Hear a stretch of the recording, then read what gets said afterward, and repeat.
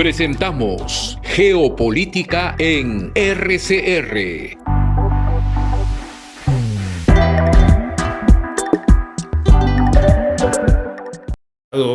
De esta noche, abogado sanmarquino, no quiero decir viejo amigo, pero ya con cierta añejidad de conocernos y de compartir ideales y experiencias en distintas esferas a veces y en otros momentos en esferas en las cuales hemos compartido.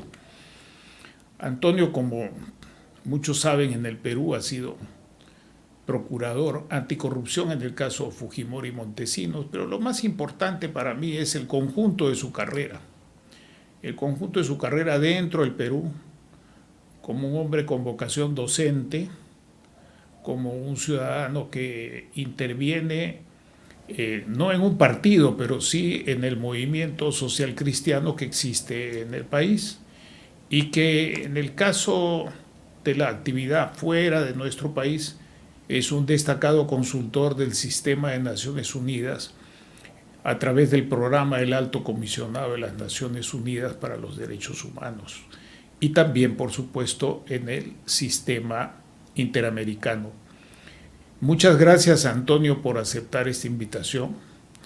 Voy a abusar de tu prestancia, por así decirlo.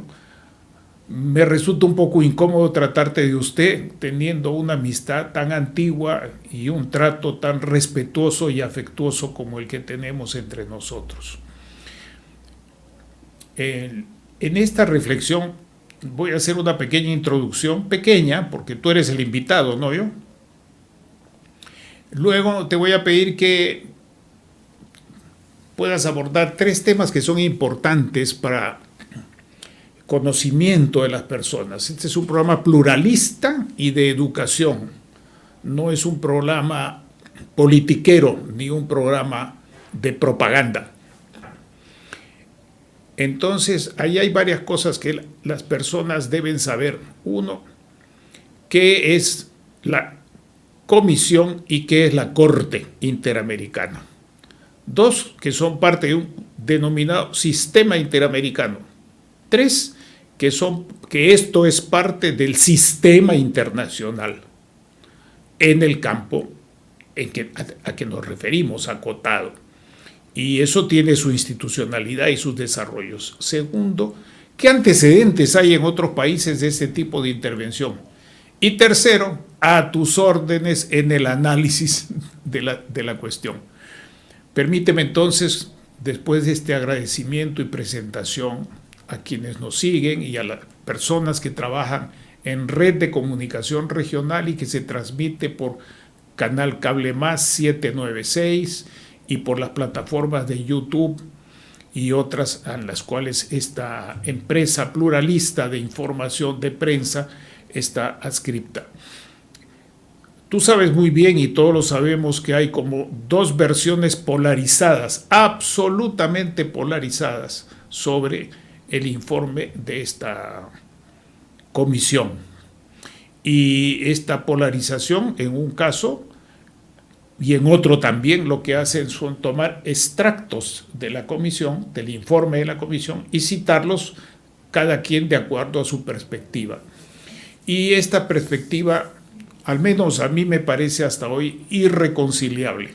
Dicho esto, te ofrezco la palabra para tu intervención. Bienvenido a esta casa. Muchas gracias, Antonio. Muchas gracias, Manuel.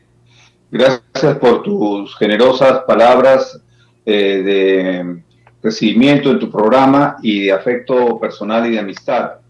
Me siento muy honrado por esta invitación.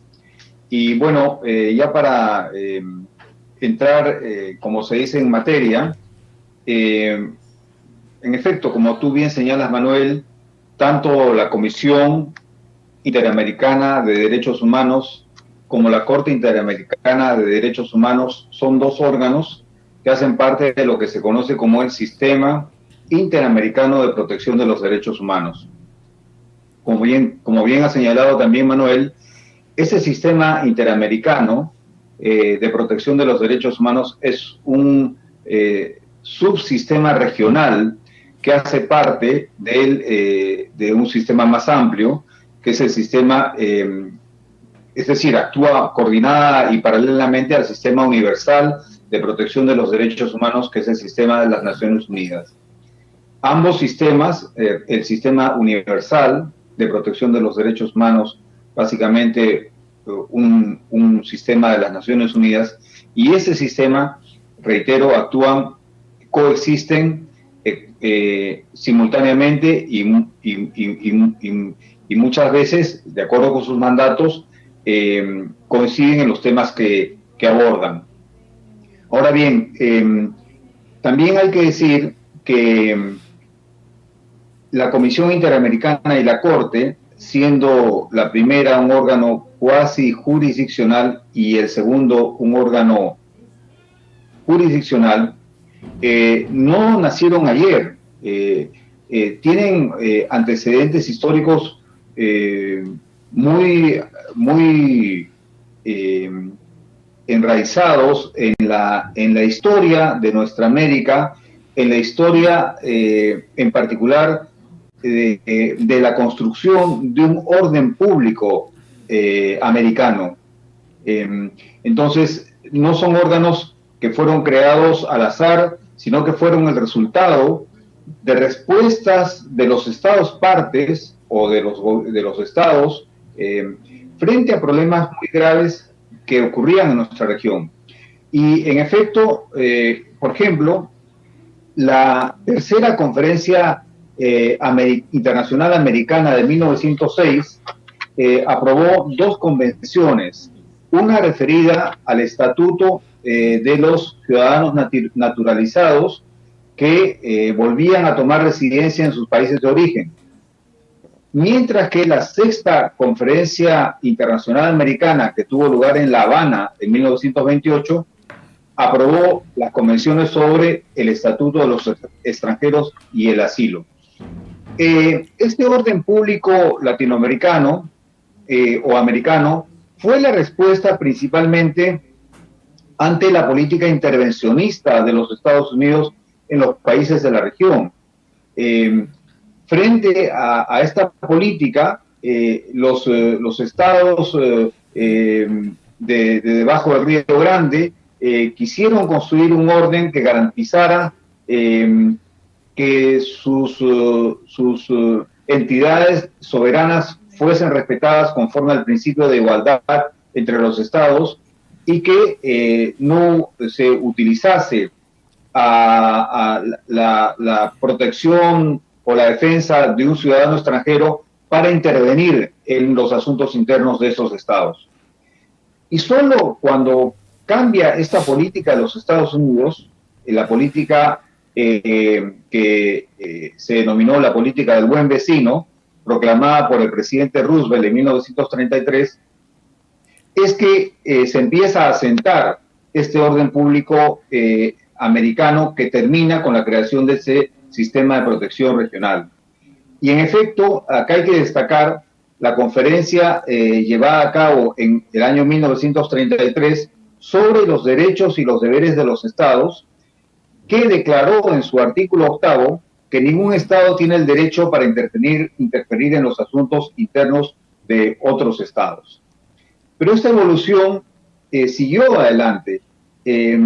Por ejemplo, en 1936, en la Conferencia Interamericana sobre Mantenimiento de la Paz, los estados de las Américas firmaron un compromiso colectivo consagrando el principio de la no intervención por medio de la adopción de un protocolo que declaraba la inadmisibilidad de cualquier tipo de intervención hecha por cualquier razón.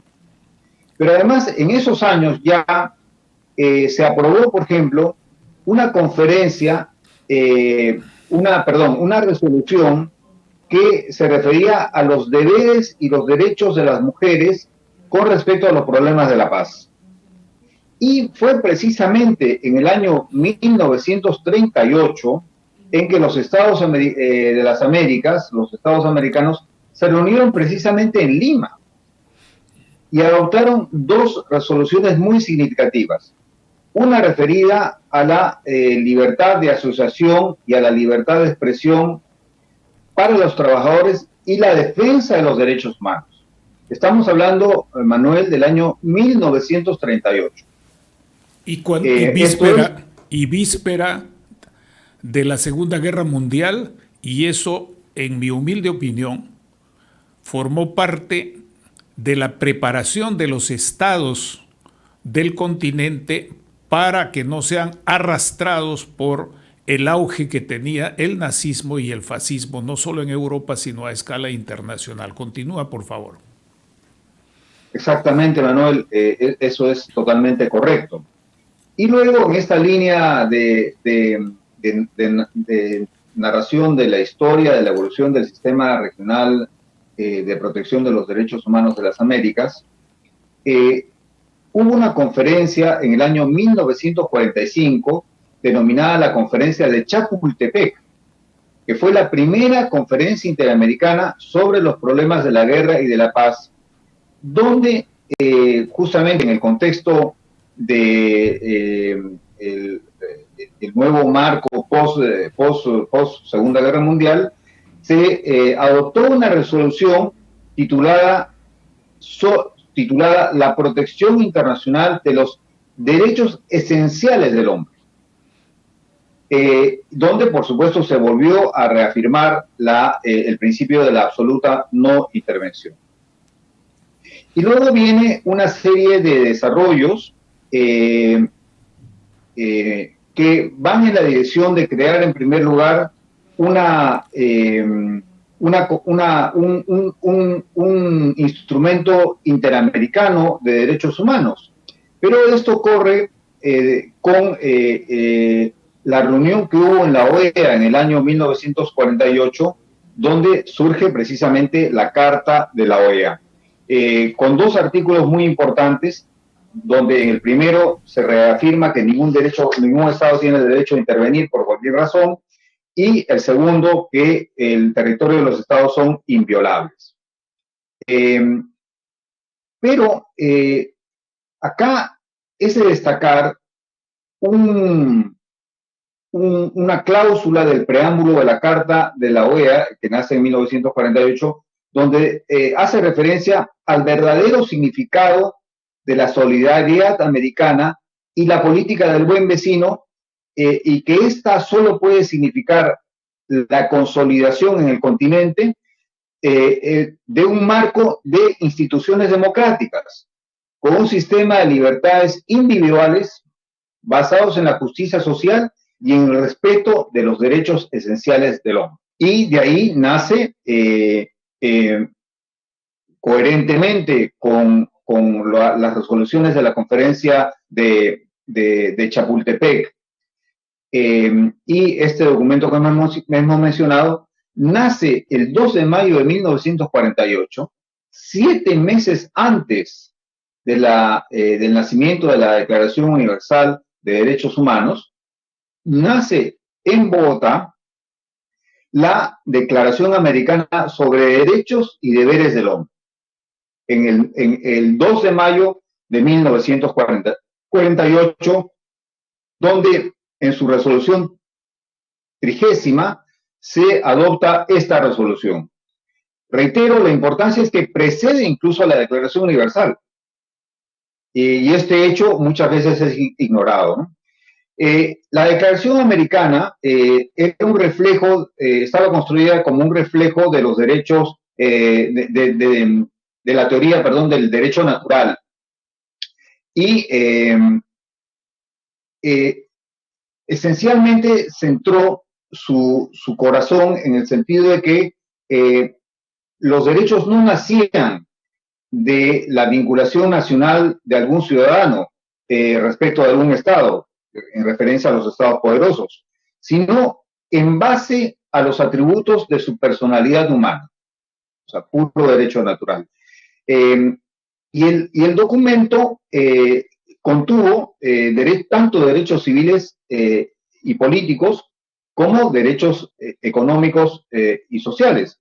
Entre los derechos civiles y políticos hay que mencionar, por ejemplo, el derecho de igualdad ante la ley, el debido proceso legal, el derecho de petición y de asamblea, el derecho de libertad de religión y de trabajo, la protección frente al arresto arbitrario, la inviolabilidad del domicilio, y en lo que se refería a los derechos económicos y sociales, estaban mencionados, por ejemplo, los beneficios de la cultura, el trabajo, la remuneración justa para el trabajo, etcétera.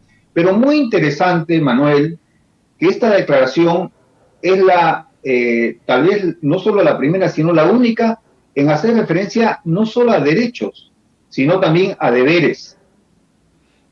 Y en esa línea señala el deber de recibir educación, el deber de votar, el deber de obedecer la ley, el deber de servir a la comunidad y a la nación, el deber de trabajar y el deber de pagar impuestos.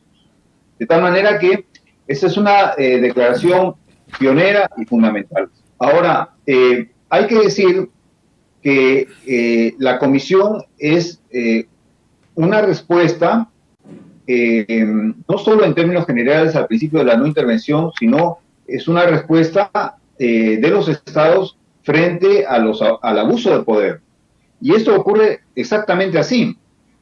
Cuando ocurre la tentativa de asesinato del presidente de Venezuela a resultado de un plan urdido por el dictador de la República Dominicana, Rafael Leónidas Trujillo, que se materializa en actos terroristas en territorio venezolano,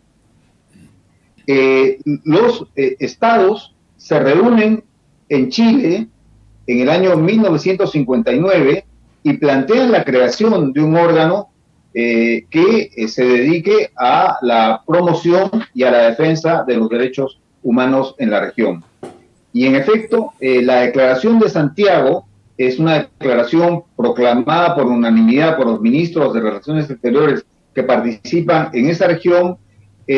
Adoptaron la resolución octava titulada Derechos Humanos, que contenía dos partes. La primera le encargaba a un Consejo Interamericano de Juristas en la tarea de hacer un borrador de convención estableciendo un mecanismo regional, concretamente una corte regional y toda la maquinaria, toda la arquitectura necesaria para proteger esos derechos. Y en la parte segunda le encargaba a este Consejo Interamericano de Juristas, estos ministros de Exteriores reunidos en Santiago de Chile, le encargaba la creación de una Comisión Interamericana de Derechos Humanos encargadas con el deber de promover el respeto de los derechos humanos de acuerdo con las funciones establecidas en el Consejo de la Carta de la OEA.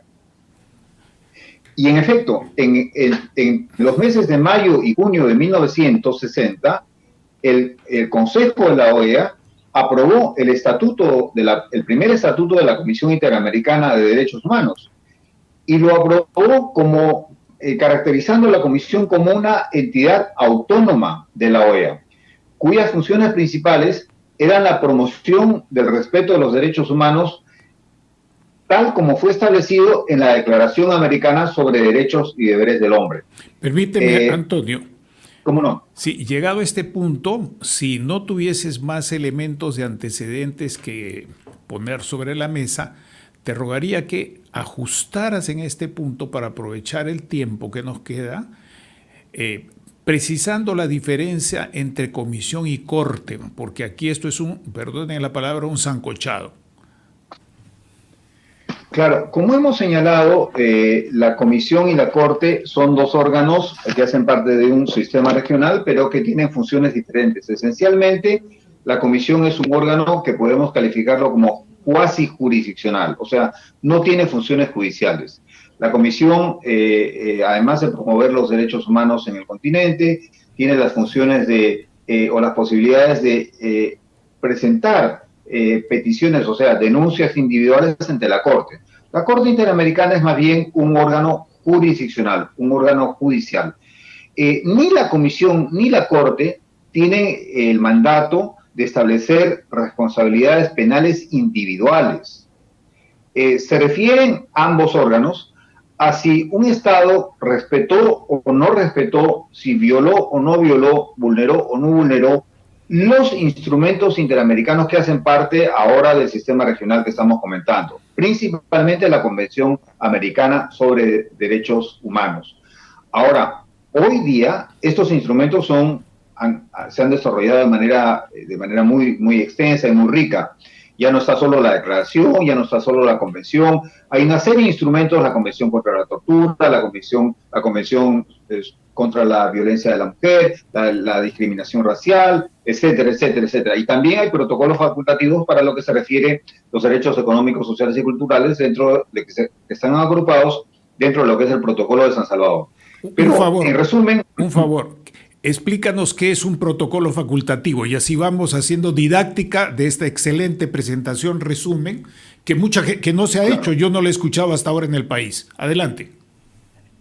¿Cómo no, Manuel? Bueno, en realidad, como te habrás dado cuenta, este es un tema de gran complejidad histórica. O sea, acá la nota a pie de página es que es un sistema complejo que es el resultado de la evolución histórica e institucional de las naciones americanas.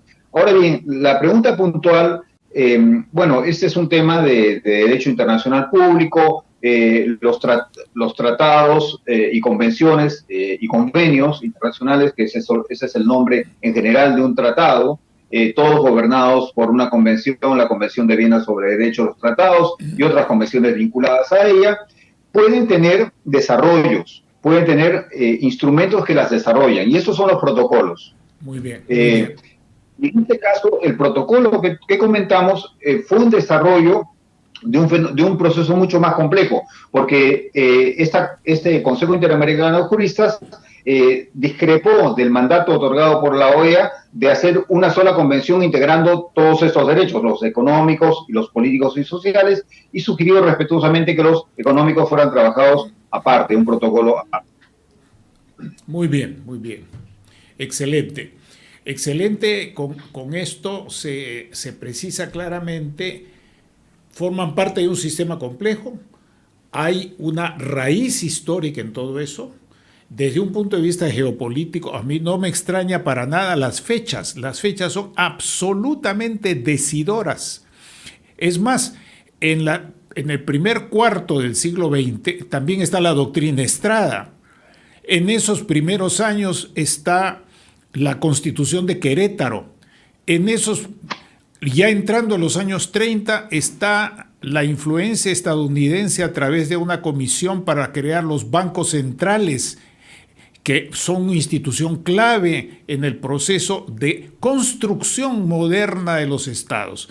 Y tú has señalado bien, yo solamente lo subrayo un poquito más, la anticipación de alguno de estos elementos, de alguno de estos documentos, quiero decir, de esta doctrina jurídica, filosófica, su anticipación en algunos meses respecto de la aprobación de la Declaración Universal y de otras decisiones, ¿no? Y no es casual que en 1959, año de la crisis que luego gira alrededor de la Revolución Cubana y otras cosas, se dan estos elementos como parte de protección. Aquí me quisiera quedar en este comentario, no debo abundar, solamente quería aprovechar esto que tú has dicho de una manera tan clara y tan sistemática, para que pasemos a los otros elementos en el orden en que tú desees. Si quieres, vamos al grano de qué dijo, qué no dijo la comisión, en la forma que desees. Tienes la palabra. Gracias, Manuel. Agradezco tus comentarios, son muy interesantes y muy valiosos para mí también, para aprender de lo que acabas de decir. Bueno, antes de entrar, digamos, en lo que puntualmente en lo que el informe último sobre Perú se refiere a la comisión, quisiera decir que si algo debemos decir sobre la comisión, es que el trabajo de la comisión, en su intervención en la promoción de los derechos humanos en el continente, en el hemisferio, ha salvado muchísimas vidas. Ha salvado muchísimas vidas, personas que pudieron haber sido desaparecidas, por ejemplo, en el contexto de la Junta Militar Argentina. La comisión hizo un trabajo extraordinario. Salvó efectivamente miles de vidas que de no haber intervenido la comisión se habrían perdido irremediablemente. Pero también lo hizo en otras crisis. Lo hizo, como recordarás, Manuel, en la crisis política de la República Dominicana. Recordaremos esta rebelión del entonces coronel Camaño, que luego fue asesinado en la República Dominicana, y la intervención de los Estados Unidos. Ahí el trabajo de la comisión también fue absolutamente central para salvar vidas. Salvar vidas ha sido una de las cosas más importantes que ha hecho la comisión, sobre todo en contextos de regímenes dictatoriales, regímenes militares abusivos que hacían prácticas de terrorismo de Estado. Pero otra línea de trabajo de la Comisión Interamericana ha sido la de lograr y garantizar importantísimas reparaciones para las víctimas, que de otra manera no habrían sido logradas, tanto en su mecanismo de solución, de acuerdos de solución amistosa, como en la presentación de las peticiones de casos individuales ante la Corte Interamericana y en las sentencias que han resultado a resultas de esta acción de la Comisión. Entonces, en resumen, los méritos de la Comisión son indiscutibles a favor de la defensa de los derechos humanos, no importa de quién, porque la defensa de los derechos humanos está gobernada por los principios de la universalidad, de la interrelación y del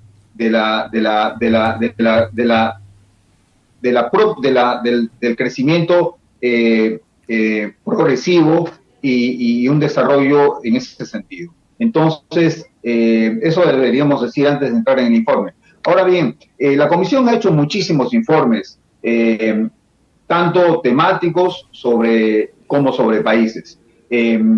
Si uno entra a la página web de la Comisión, encuentra informes anuales, encuentra informes especiales sobre todos los países que hacen parte de las Américas, inclusive Cuba. Los informes de la Comisión Interamericana sobre Cuba han sido persistentes y consistentes en la preocupación sobre la vulneración de los derechos humanos en ese país. A pesar de que Cuba ya no es parte de la OEA y a pesar de que Cuba obviamente no ha ratificado, no es parte, digamos, no es Estado signatario de la Convención Americana sobre Derechos Humanos. Pero algo similar ocurre con los Estados Unidos y algo similar ocurre con Canadá, que tampoco son signatarios de la Convención Americana, y sin embargo la Comisión pues ha hecho informes especiales sobre la situación de los derechos humanos en todos esos países. Ahora, en esa línea, la Comisión, a invitación del gobierno del Perú, porque el Estado peruano es un Estado parte del sistema interamericano de protección de los derechos humanos desde hace muchísimos años. Es casi uno de los estados que firmaron originalmente los instrumentos internacionales, en particular la Convención. Entonces, hizo un informe específico sobre la situación que se presentó en el Perú, el resultado del ejercicio legítimo de las protestas y de la respuesta del Estado frente a ello, que concluyó, como todos sabemos, en un número importante de muertes, que de haber adoptado el Estado peruano políticas de prevención, protocolos claros y definidos para evitar esas muertes podrían haberse evitado. Han habido protestas. Permíteme una pequeña interrupción.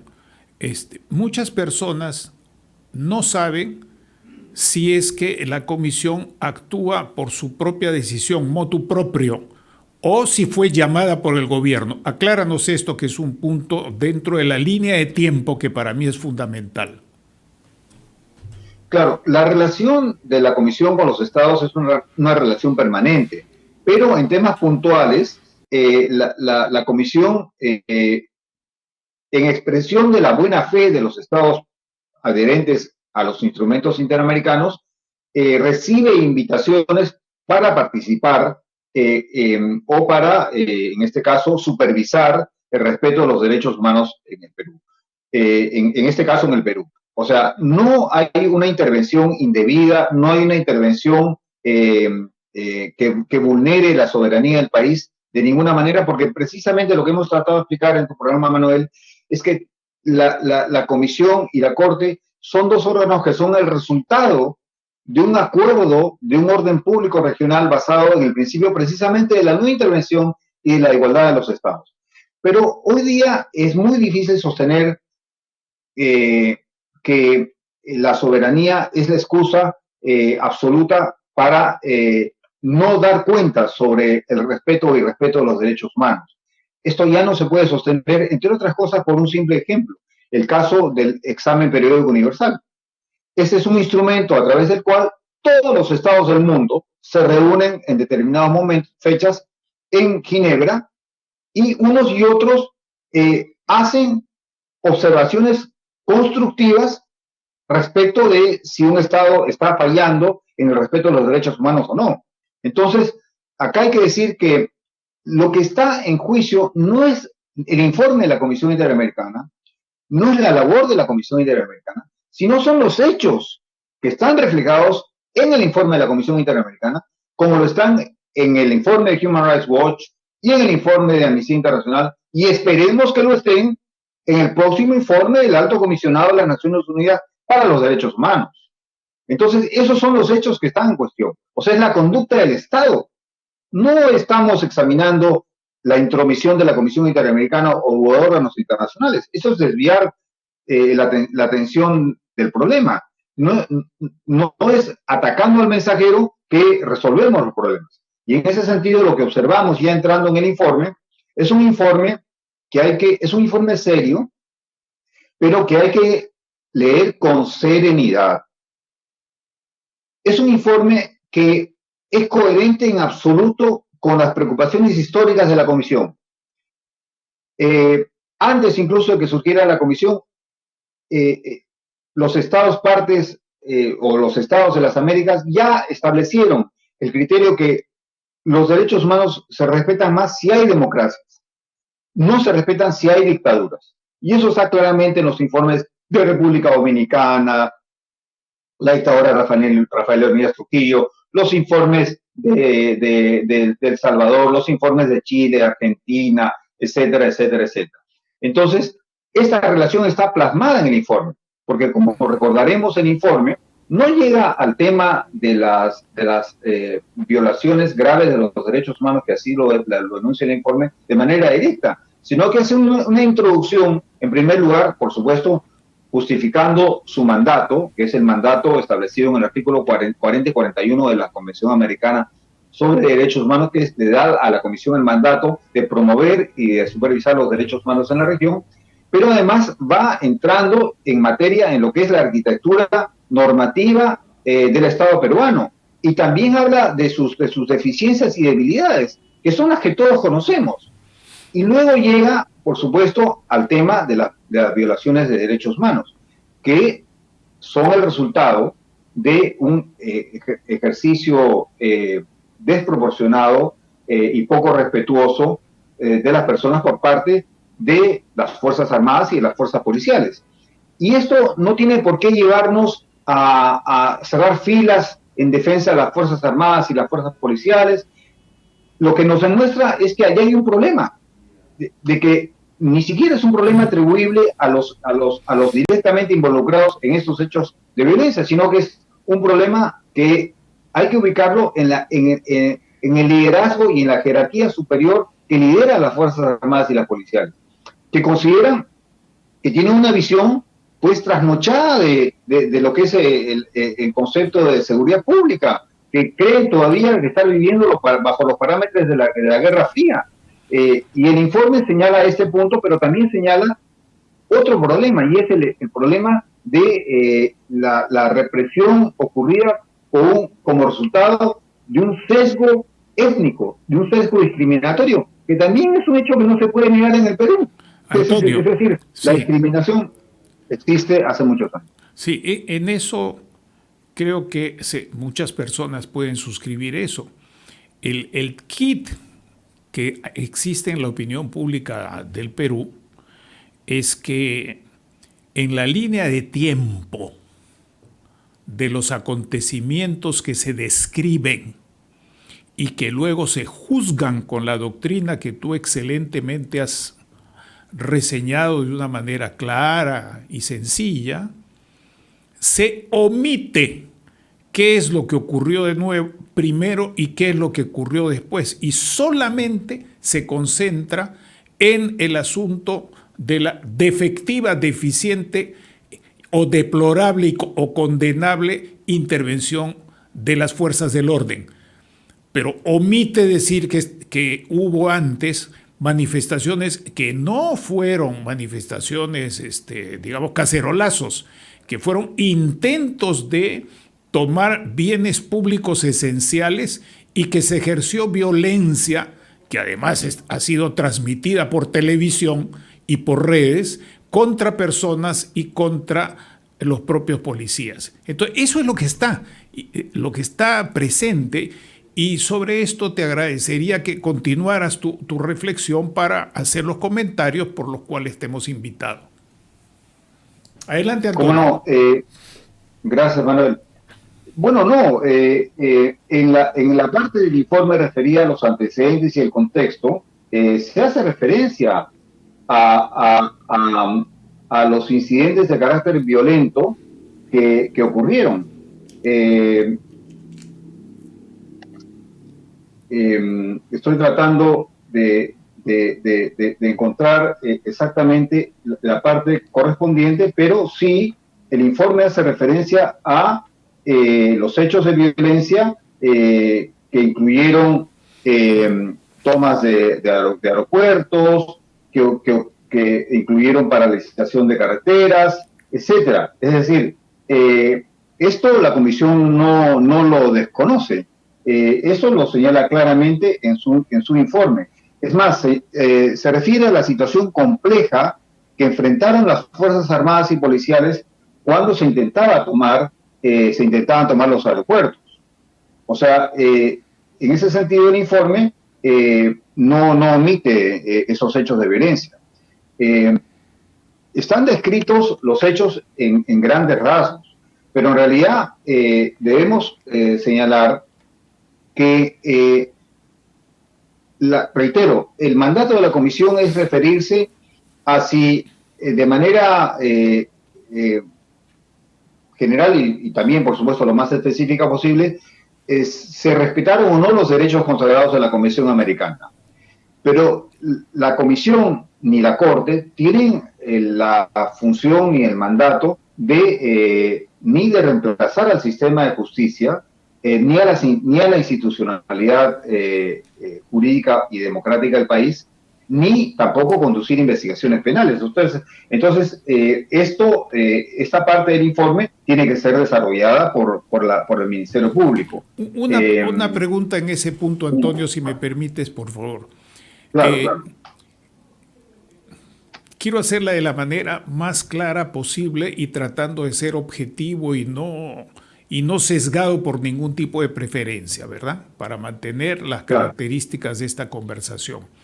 El informe pudo referirse de una manera precisa, más clara, y señalar responsabilidades civiles y penales de quienes actuaron contra los bienes públicos, bienes privados y la violencia, o la Comisión tiene únicamente el mandato de referirse a lo que hizo el Estado a través de sus agentes, en este caso Fuerza Policial y Fuerzas Armadas. Eso es una pregunta bien concreta que viene rondando mucho tiempo. Sí, hoy día esta pregunta ya no puede limitarse a juzgar la conducta de agentes estatales, sencillamente porque no se puede desconocer el papel de actores no estatales. Y esto, por ejemplo, se ve en el caso de México con el asunto de los narcotraficantes y su impacto en la vulneración de derechos humanos. Pero en este caso la Comisión hace un señalamiento de los hechos y de las situaciones ocurridas, pero así como tampoco establece responsabilidades penales individuales de agentes estatales, tampoco lo hace respecto de los individuos u organizaciones que pudieron causar o ser provocadores de los hechos de violencia. Eso tendrán que investigarlo el Estado peruano. O sea, si murieron unos soldados intentando cruzar un río que al comienzo se dijo que era debido a que huían de quienes protestaban, y hoy día ha salido que esta situación no es, por lo menos no está clara, que hubo una orden indebida, etcétera, etcétera, que hay que investigar. La muerte de este policía en el patrullero, que al comienzo se decía que había sido quemada por los manifestantes, etcétera, etcétera, bueno, luego salieron hechos que hay que investigar, que al parecer no es tan claro que fue así. Hay hechos que no están mencionados en la comisión, por ejemplo, el saqueo de supermercados, no recuerdo si en Puno o en Juliaca, que luego se supo, o por lo menos de un supermercado, de Plaza Vega creo que fue hecho por agentes de la policía y se los atribuyeron a los manifestantes. Entonces, estos hechos son hechos que tiene que investigar la autoridad nacional. O sea, la comisión se ha limitado a describir una situación general y, por supuesto, está muy lejos en su mandato y en su capacidad de decir, bueno, las protestas y manifestaciones fueron el resultado de la acción de tal o cual grupo político, de tal o cual líder. Y tampoco lo ha hecho de parte de los agentes estatales. No se ha atrevido a decir, bueno, esta es responsabilidad de tal mando militar, o incluso siquiera ha mencionado de la policía o el ejército. Se ha referido a la acción del Estado como una acción, digamos, que no ejerció una debida cautela en el uso proporcional de la fuerza. Ya. Eso es lo que hace la comisión. Ok, ahora bien, en este punto es importante recordar entonces que el gobierno peruano sabía el mandato que tiene la comisión y sus antecedentes, y por eso pidió que venga la comisión. ¿O la comisión llegó sin que la pida el gobierno? La comisión llegó a pedido al gobierno, ¿sí o no? Yo creo que sí, ¿verdad? Mira, Manuel, aunque la comisión hubiera querido venir y el gobierno no hubiera querido que venga, la comisión no podía entrar. Así es. O sea, los órganos internacionales de supervisión de los derechos humanos actúan en la medida en que de parte de los estados hay buena fe en sus compromisos internacionales, y por tanto, como expresión de esa buena fe, se les reciben invitaciones que los estados les cursan para venir y hacer las visitas que hay que visitar y los informes que hay que hacer. Esto ocurre con todos los organismos internacionales. Eso es importante señalar, Antonio, porque muchas personas están diciendo en el país, y tienen derecho a opinar, porque hoy día es el reino de la opinopatía y de la opinocracia, que la comisión ha sido completamente sesgada de solo señalar las responsabilidades del Estado. Y tú has precisado muy bien cuál es el mandato de la comisión, y sabemos que la comisión vino a pedido del gobierno. Ahora bien, si en la descripción de hechos y otras cosas de lo que llamamos la línea de tiempo, hay una deficiente o una muy valiosa descripción y presentación, ese es un asunto de análisis, ¿verdad? Que es imposible hacer en este momento, pero es menester señalarlo.